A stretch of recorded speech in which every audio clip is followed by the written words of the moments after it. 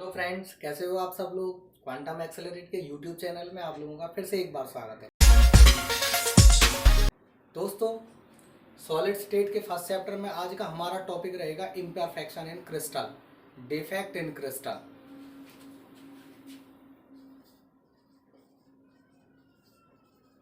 Imperfection in crystal. Friends, मैं आपको एक बार रिव्यू करा देता हूँ। कोई भी हमारा सॉलिड सब्सटेंस है, क्लियर है, ये सॉलिड सब्सटेंस है। सबसे पहले हमने इसकी कैरेक्टरिस्टिक्स के बारे में पढ़ा था। क्रिस्टलाइन सॉलिड में इसका क्लासिफिकेशन किया था, molecular solid, ionic solid, covalent solid और मेटालिक सॉलिड में छोटा सा पीस निकाला था, नाम दिया था उसको स्पेस लैटिस का। उसमें से भी और एक छोटा सा पीस निकाला था, नाम दिया था यूनिट सेल का। क्लासिफिकेशन किया था यूनिट सेल का हमने 3 कैटेगरीज में, सिंपल यूनिट सेल या primitive unit cell, body centred unit cell और फेस सेंटर्ड यूनिट सेल। फिर हमने 3 डायमेंशनल एनालिसिस किया था क्रिस्टलाइन सॉलिड में पार्टिकल का। तो उसमें हमारे पास 2 टाइप के वॉइड निकल के आए, टेट्राहेड्रल वॉइड और ऑक्टाहेड्रल वॉइड।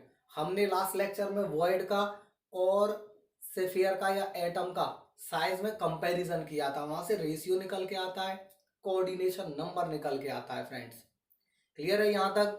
फिर हमारा लास्ट टॉपिक था last day, density of unit cell, कि हम किसी भी टाइप के यूनिट सेल में डेंसिटी किस तरह से कैलकुलेट कर सकते हैं। क्लियर है ये। नाउ नेक्स्ट हमारा टॉपिक है इम्परफेक्शन इन क्रिस्टल। कोई भी क्रिस्टलाइन सॉलिड है, generally crystalline solid means regular arrangement of particle. Particle यदि रेगुलर पैटर्न में एक दूसरे के साथ ज्वाइंट है, क्लियर नहीं है, क्या रहेगा हमारा क्रिस्टलाइन सॉलिड रहेगा। दोबारा से रिपीट कर दूं, क्या रहती है क्रिस्टलाइन सॉलिड में, regularity. Okay, regularity, repeating unit, बार बार रिपीट होती चली जाती है एक ही यूनिट। क्लियर नहीं है। मैंने एक एग्जांपल दिया था स्कूल के बिल्डिंग का। स्कूल के बिल्डिंग में एक room through out the building repeat होता चला जाता है, क्लियर नहीं है ये।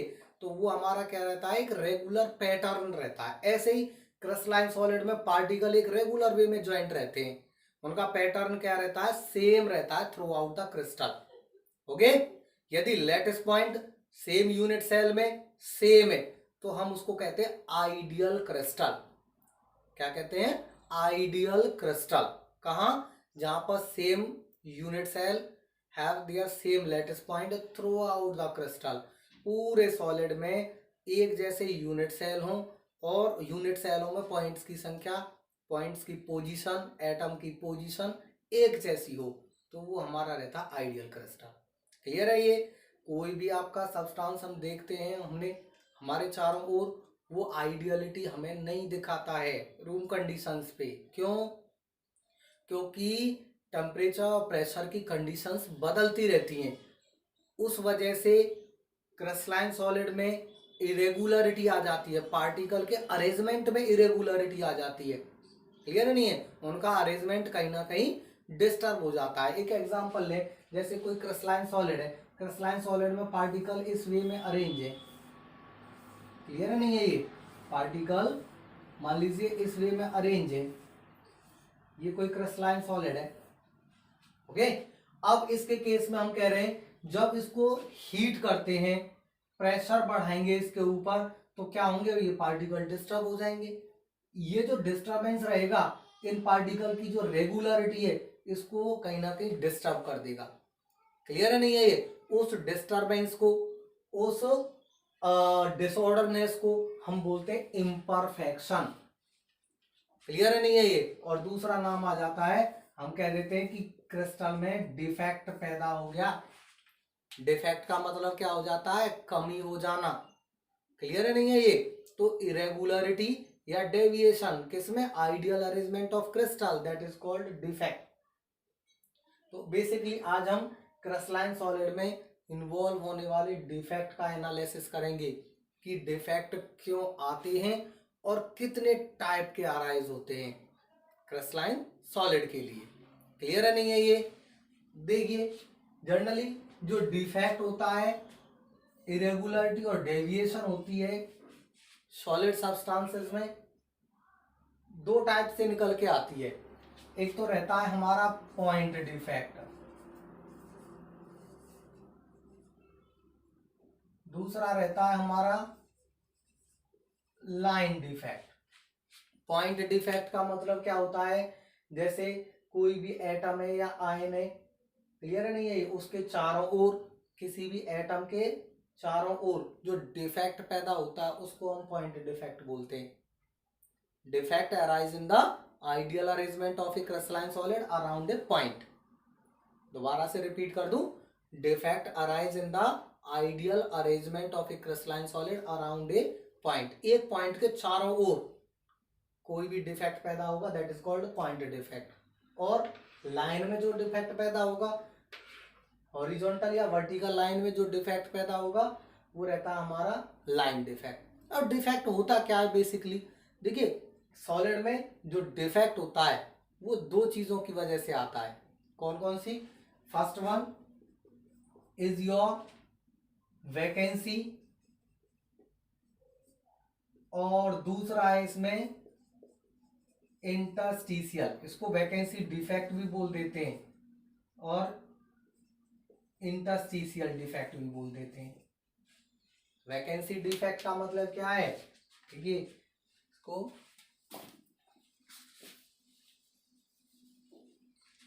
मान लीजिए ये हमारा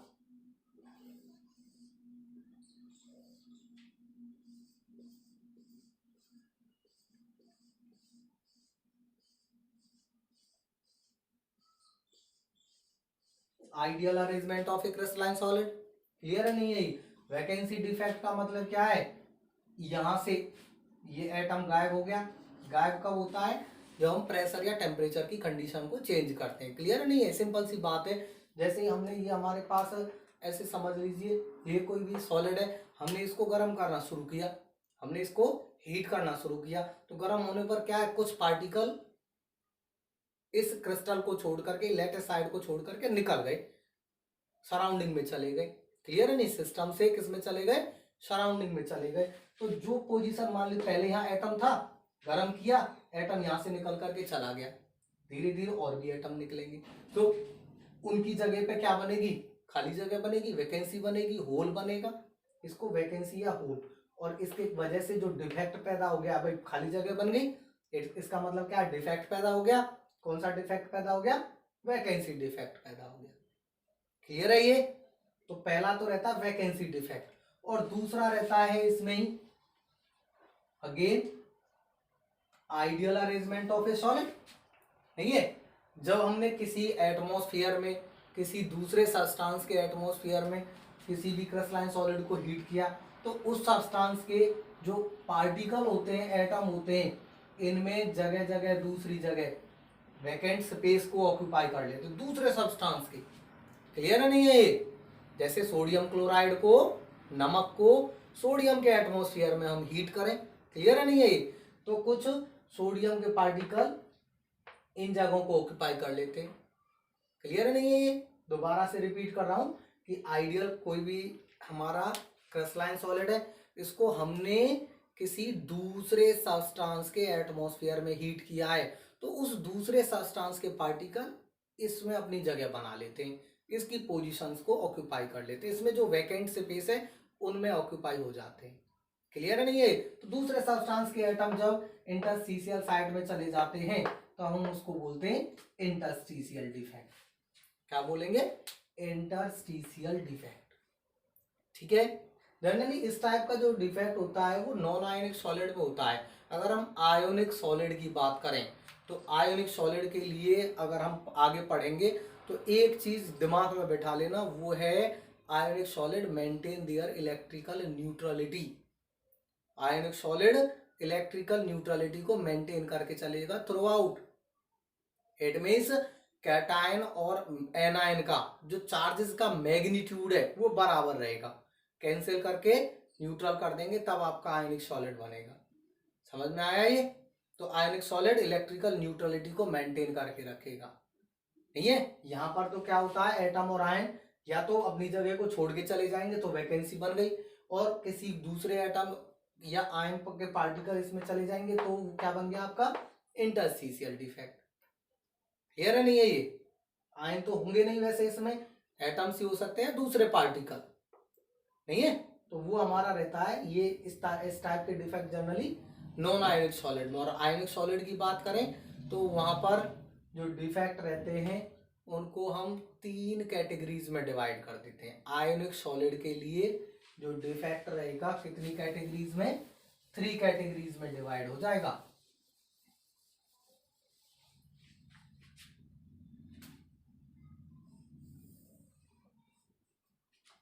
फर्स्ट है डिफेक्ट इन स्टोचियोमेट्रिक कंपाउंड,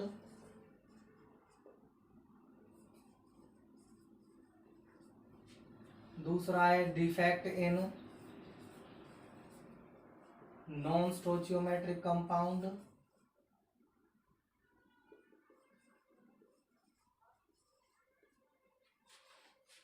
और तीसरा है इसमें impurity defect. Imperfection in crystal के ये मेन कंसेप्ट्स हैं। स्टोचियोमेट्रिक डिफेक्ट, नॉन स्टोचियोमेट्रिक डिफेक्ट और इम्प्योरिटी डिफेक्ट, इनको भी हम क्लासिफाई करते हैं। स्टोचियोमेट्रिक डिफेक्ट का को भी हम 2 कैटेगरीज में डिवाइड कर देते हैं। First one is your short की डिफेक्ट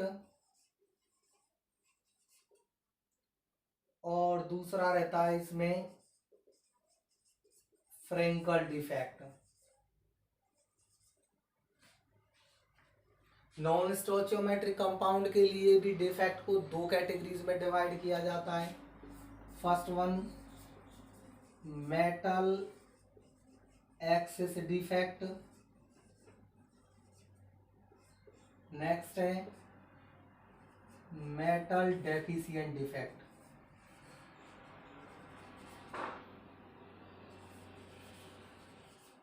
और इम्प्योरिटी डिफेक्ट। तो इस तरह से टोटल हमारे 5 डिफेक्ट आ जाते हैं। इन्हीं को हम पढ़ेंगे चैप्टर में। Schottky defect, Frenkel defect, metal excess, metal deficient और इम्प्योरिटी डिफेक्ट। क्लियर है ये? मैं फिर से रिपीट कर दूं, थोड़ा सा दिमाग में ये चीज बैठा के चलिए। डिफेक्ट का मतलब क्या होता है?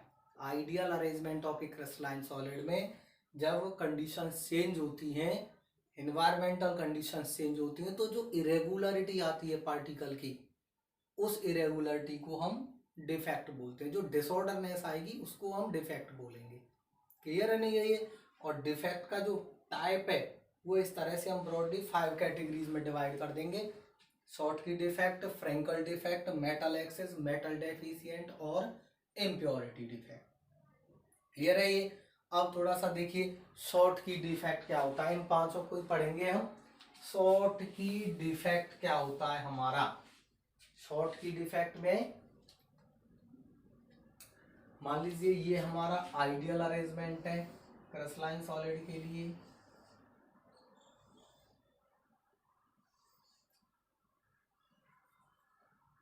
ध्यान रखेंगे ये 5 डिफेक्ट किस में आते हैं? आयोनिक सॉलिड के लिए। ठीक है, आयोनिक सॉलिड में पढ़ रहे हैं।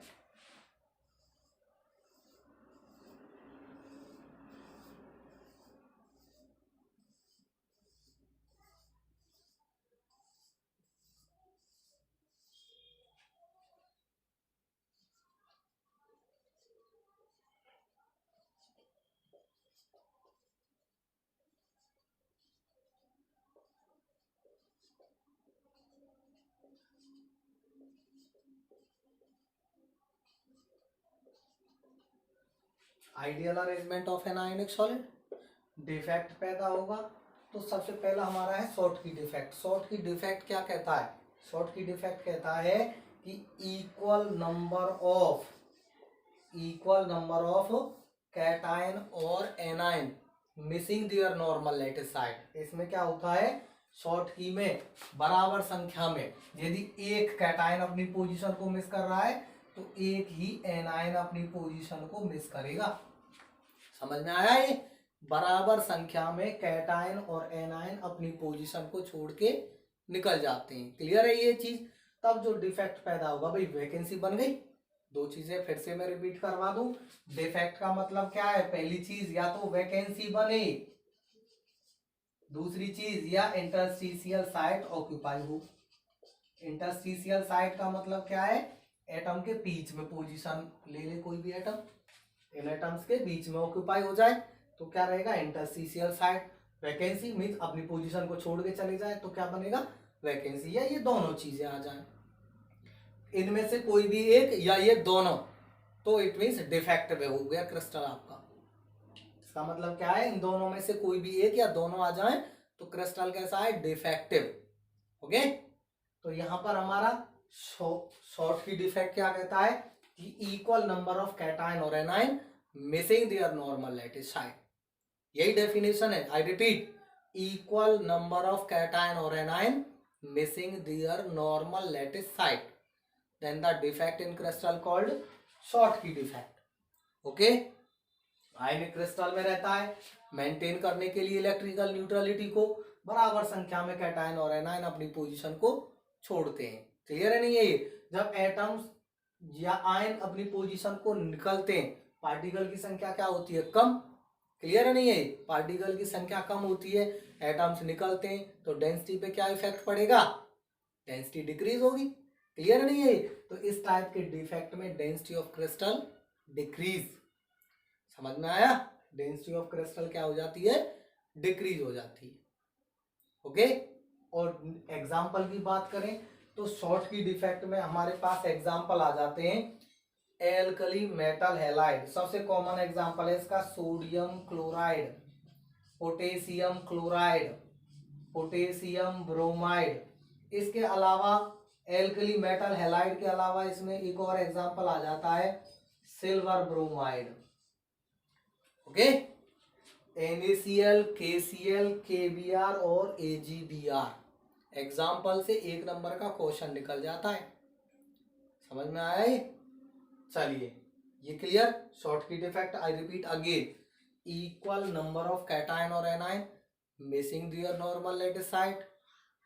क्लियर है नहीं? डेंसिटी ऑफ क्रिस्टल डिक्रीज, और ये आपके एग्जाम्पल हो जाएंगे। नेक्स्ट है हमारा फ्रेंकल डिफेक्ट। क्या होता है फ्रेंकल डिफेक्ट में? अगेन हमारा ये ideal arrangement of a crystalline solid, ideal crystal. Okay, अब फ्रेंकल डिफेक्ट क्या कहता है कि some of the ion, equal नहीं, some of the ion missing their normal lattice site, यानी अपनी पोजीशन को मिस करते हैं, एंड ऑक्यूपाई इंटरस्टिशियल साइट। ये जो वैकेंट स्पेस है, ये जो गैप है, इसको बोलते हैं इंटरस्टिशियल साइट। ठीक है, तो कुछ आयन अपनी पोजीशन को छोड़ते हैं और क्रिस्टल के अंदर ही इंटरस्टिशियल साइट में चले जाते हैं। ओके, तो जो डिफेक्ट रहेगा that is called Frenkel defect. Definition क्या रहेगी? Some of the ion, a positive ने अपनी पोजीशन छोड़ दी और यहां आ गया। Okay, some of the ion missing their normal lattice site and occupy interstitial site, then the defect called Frenkel defect. Okay, अब इस केस में देखिए डेंसिटी पर क्या इफेक्ट पड़ रहा है। अब देखो वैसे भी यहां देखिए वैकेंसी बन रही है और इंटरस्टिशियल साइट ऑक्यूपाई हो रही है, नहीं है? तो इसका मतलब क्या है कि फ्रेंकल डिफेक्ट में दोनों चीजें आ जाती हैं, नहीं है? अब एटम आयन यहां था, यहां से यहां आ गया है, आयनों की संख्या पहले जितनी थी उतनी ही अब है, आयनों की संख्या पर कोई चेंज नहीं आया। क्लियर है नहीं ये? तो उस केस में डेंसिटी पर भी कोई इफेक्ट नहीं पड़ेगा। क्लियर है नहीं ये? आयन जब घटते या बढ़ते तो डेंसिटी भी चेंज होती, आयनों की संख्या रिमेन सेम। क्लियर है नहीं? तो डेंसिटी रिमेन अनचेंज। तो फ्रेंकल डिफेक्ट में डेंसिटी क्या रहेगी? अनचेंज रहेगी। क्लियर? अब देखिए इसमें से बहुत बार, कई बार क्वेश्चन पूछा जाता है डिफरेंस के फॉर्म में, डिस्टिंग्विश बिटवीन शॉर्ट की और Frenkel defect, distinguish between metal excess और metal deficient defect. Board exam में कई बार पूछा जाता है। यदि हम बोर्ड एग्जाम की बात करें तो चैप्टर से 3 डिफरेंस कॉमन है आपका, एमोरफस क्रिस्टलाइन सॉलिड के बीच में डिफरेंस, शॉर्ट की फ्रेंकल डिफेक्ट के बीच में डिफरेंस, मेटल एक्सेस और मेटल डेफिशिएंट डिफेक्ट के बीच में डिफरेंस।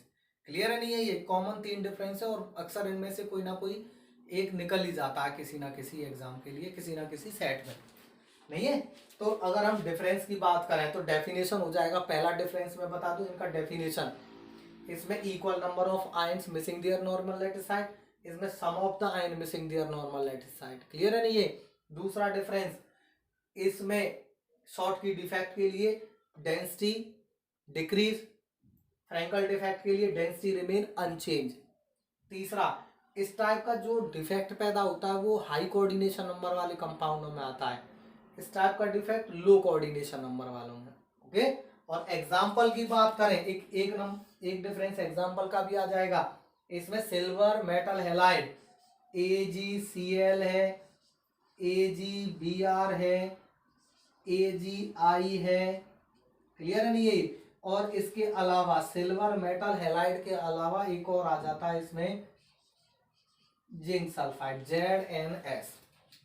ओके, अब आप देख रहे होंगे कि AgBr में शॉर्ट की डिफेक्ट भी प्रेजेंट है और फ्रैंकल डिफेक्ट भी प्रेजेंट है। ऐसा कैसे हो सकता है?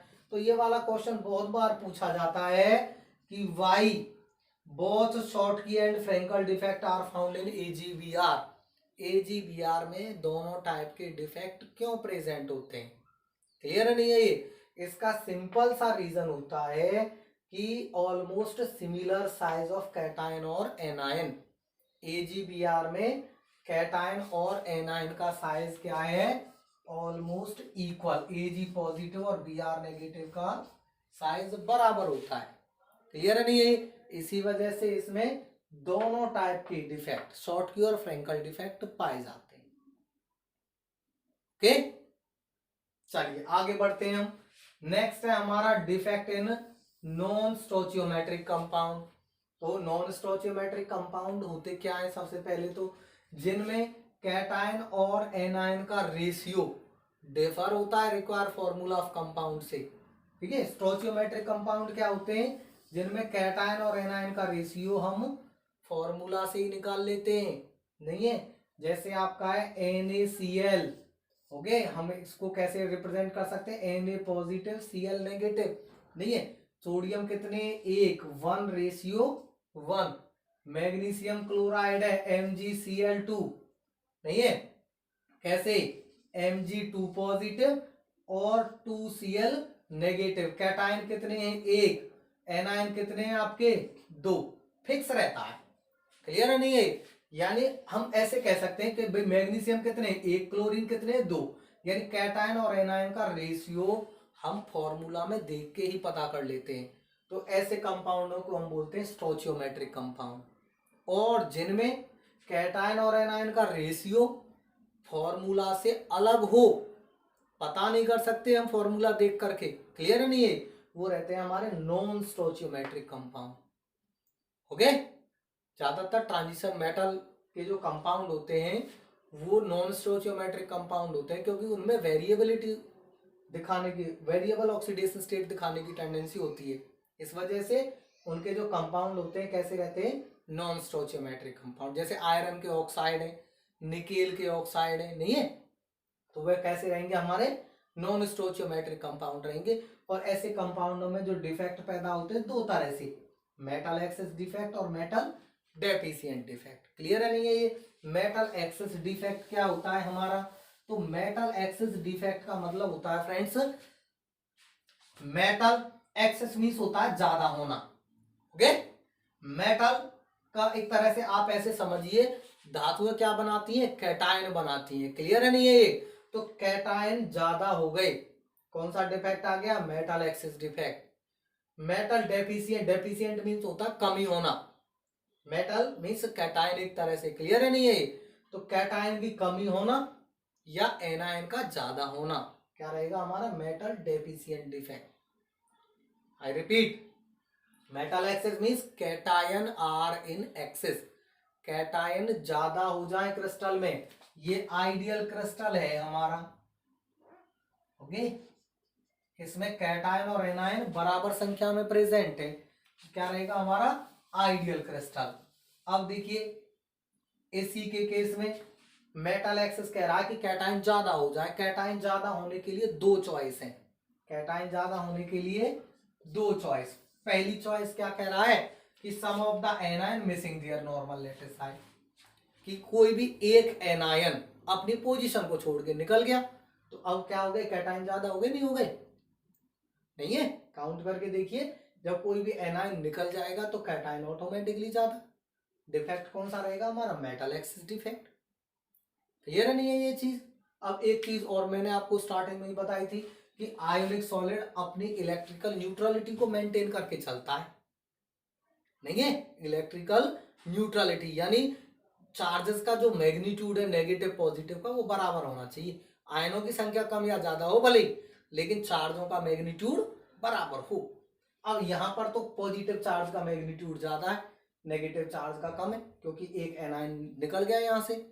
तो इलेक्ट्रिकल न्यूट्रलिटी को मेंटेन करने के लिए electron entrapped over anionic vacancy, clear नहीं है ये, यहां पर कौन चला जाएगा, इलेक्ट्रॉन इंट्रैप हो जाएगा, और इसको हम बोलते थे एप सेंटर। जब इलेक्ट्रॉन इंट्रैप हो जाएगा एनायोनिक वैकेंसी पे, क्या बोलेंगे हम इसको, एप सेंटर। ठीक है। अब देखिए चार्जों का मैग्नीट्यूड, कैटायन और एनायन का जो मैग्नीट्यूड है चार्जेस का वो बराबर है, क्लियर नहीं, संख्या अलग हो सकती है लेकिन चार्जों का मैग्नीट्यूड इक्वल हो गया। कैटायन ज्यादा संख्या में है तो डिफेक्ट कौन सा रहेगा, मेटल एक्सिस डिफेक्ट। दूसरी चॉइस क्या है भाई, दूसरे कैटायन के ज्यादा कैसे हो सकते हैं, सेकंड चॉइस है इसमें ये,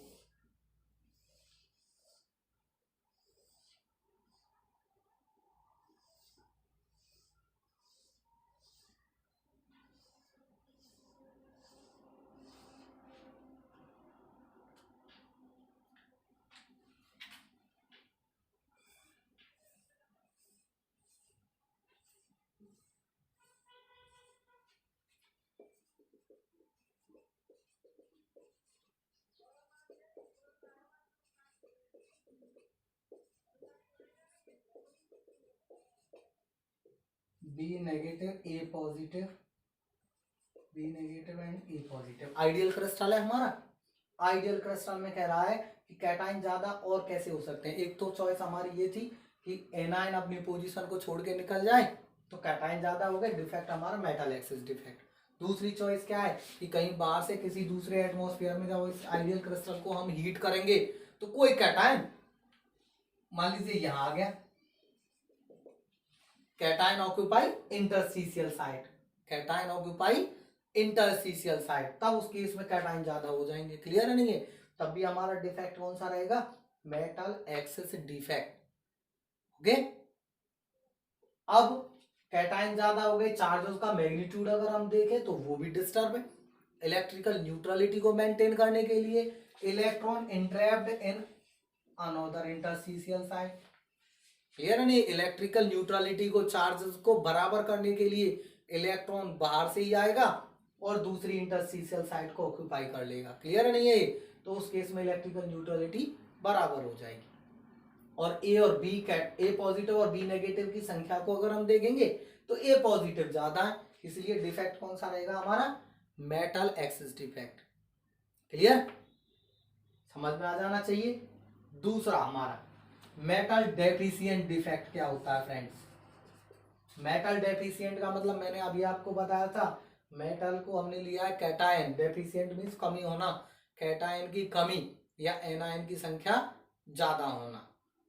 ओके, मेटल डेफिशिएंट का मतलब ऐसे भी कह सकते हैं डेफिनेशन में, when anion are in excess then defect called metal deficient defect. Okay, अब एनायन ज्यादा कैसे होंगे वो चीज देखिए,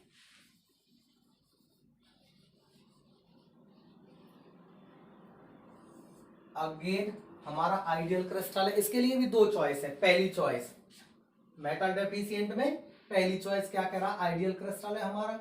आइडियल क्रिस्टल में पहली चॉइस है कि when some of the cation missing their normal lattice site, मान लीजिए इस कैटायन ने अपनी पोजीशन मिस कर दी, क्लियर है नहीं, छोड़ के निकल गया, अब एनायन ज्यादा हो गए, नहीं है, कैटायन जब निकल गए एनायन ज्यादा हो गए, डिफेक्ट कौन सा रहेगा, मेटल डेफिशिएंट डिफेक्ट।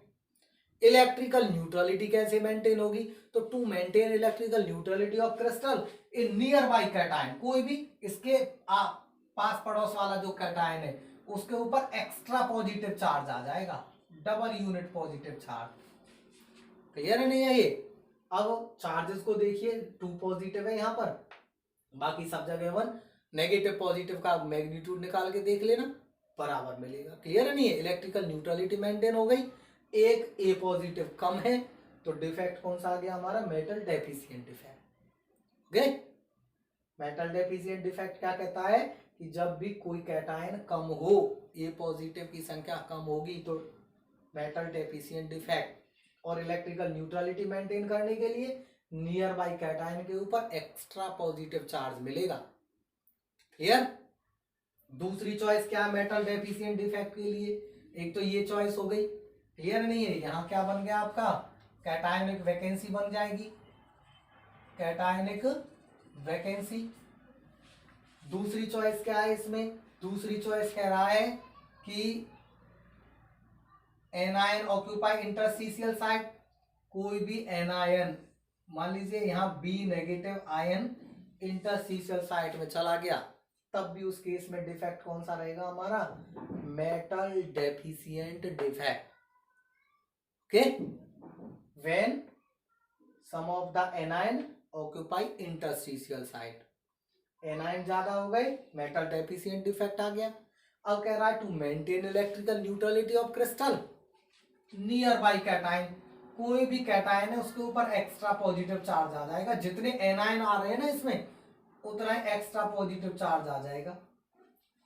क्लियर है नहीं है ये? अब इलेक्ट्रिकल न्यूट्रलिटी भी मेंटेन रहेगी। ओके, तो ये था हमारा, इनके दो दो केस आ जाते हैं। मेटल एक्सिस डिफेक्ट का पहला केस क्या है? फर्स्ट केस इसमें, केस फर्स्ट कि cation are in excess, cation are in excess. और सेकंड केस क्या है इसमें कि cation occupy interstitial site, cation occupy interstitial site. Same case metal deficient defect के लिए आ जाएंगे।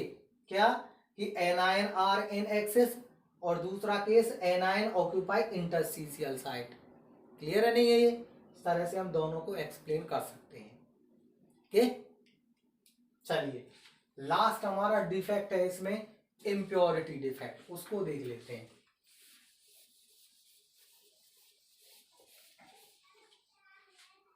इम्प्योरिटी डिफेक्ट,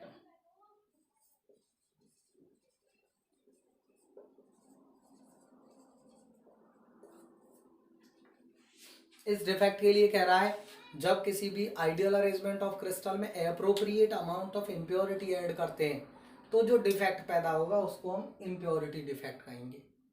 एग्जाम्पल के थ्रू समझिए इसको। मान लीजिए ये हमारा आइडियल क्रिस्टल है सोडियम क्लोराइड का।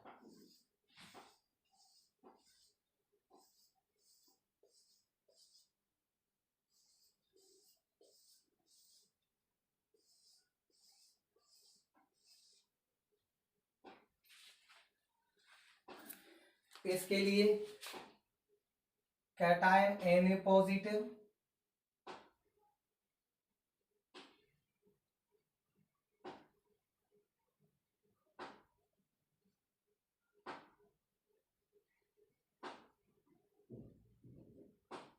और एनायन है इसमें हमारा Cl नेगेटिव।